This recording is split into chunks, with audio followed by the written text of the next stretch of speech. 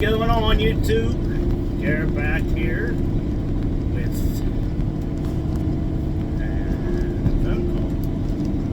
Let's talk and let's get better. So I promised you guys a story today on a fire that involved a high tension power line, which this fire was right 2010. I'm gonna say could be wrong, but 2010.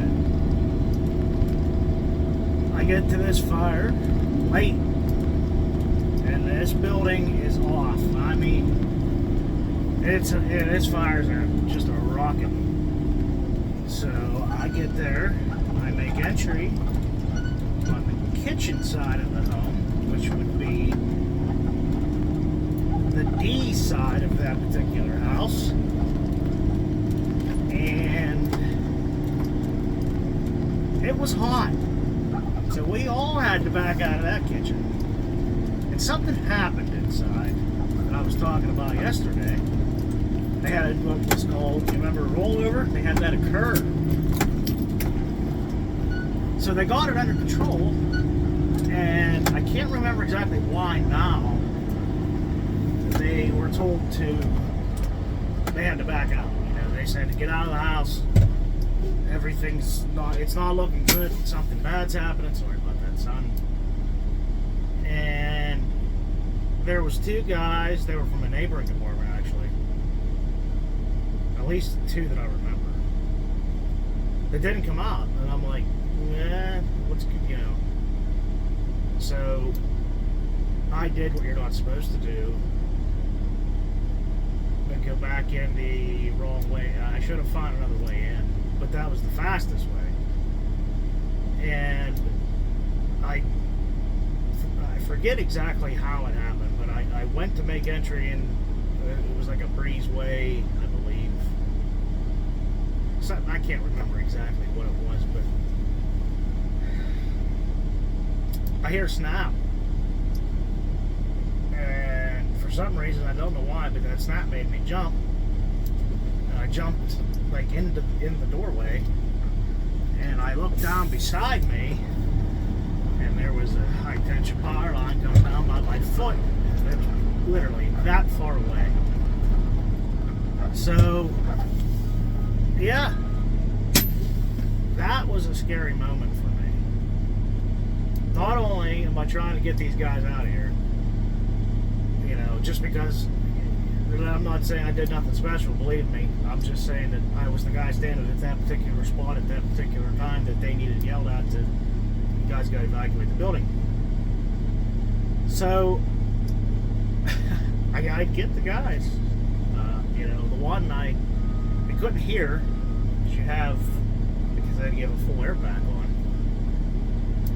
And at the time, I want to say the engine was I guess I should say, when you're fighting a fire, the engine's obviously relatively close to the building. You're not real close because you have a collapse zone. You don't want anybody getting hurt. You don't want a big building fire falling on your fire apparatus. So I ended up actually literally dragging this guy for a second to get his attention, and it kind of startled him, and he turned around and I said, we gotta go. So we come out, and I said, watch that line there. And after it came down, it was dead, it's essentially, thank God. Something happened. I don't know if they killed fire or whatever happened, it was okay. But when it came down, it wasn't okay, and that was a scary. If it would have hit me, I probably wouldn't be here talking to you. Yeah. Some of the things you run into when you're fighting a fire, I guess. But like I said, that's all adrenaline. That happens, and you get pretty excited. Sometimes, like I said in my first video, under stress, I think while I'm reacting, I guess is the good way to say it. But I did grab that fella, and we got I got him out. Well, I didn't. They got themselves out. I got their attention, and we exited the building, and it was okay, I suppose. Life kept going on that day. Nobody got hurt. We were put, not me. I was a little bit late, but those guys were put in a really bad situation for whatever was going to happen. That they ordered, an evac, which when you want to, leave a building, it's every air horn sounds, every single one. The air horn, every fire apparatus on the scene just lays on the air horn, or a Q siren, or a combination of both. Generally, that's a pretty universal sign that something bad's going on, or some shit's about to hit the fan real fast and you need to leave. And that's what they did. So thank God that was a lucky day for everybody. It doesn't always happen that way. Sometimes you get hurt, and you try your best to go to take what you've taught in training and apply it practically.